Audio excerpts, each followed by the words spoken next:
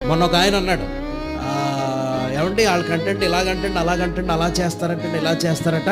వాళ్ళకి 5 పిల్లలంట 6 పిల్లలంట పాస్టర్ గారికి 4 స్టేజ్ మీదకి వచ్చేస్తాడట. ఆ 5 పిల్లల్ని చెప్పండి చూడడానికి ఒక్కొక్కరికి ఒక్కొక్కళ్ళు ఉన్నారట అని చెప్పారట. నేను అన్నాను, 5 చూడడానికి ఒక్కొక్కళ్ళు ఉన్నారా? రేపు పొద్దున్న వీళ్ళు కూడా ఇంట్లో ఉన్న తర్వాత వీళ్ళని చూడరు, వీళ్ళని చూస్తాకి వాళ్ళు ఏం చేస్తారు, ఇంకొకళ్ళు పెడతారు. నా మాట అర్థమైందా మీకు? వీళ్ళని చూడటానికి ఇంకొకళ్ళు పెడతారు.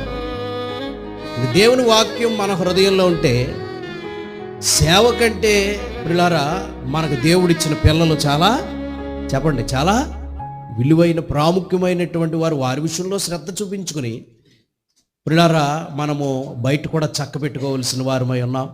సంఘం, ఇల్లు, సమాజం అన్నీ కూడా మరి చక్కగా మనం బ్యాలెన్స్ చేసే కృప ప్రభు మనందరికీ దయచేయునుగా.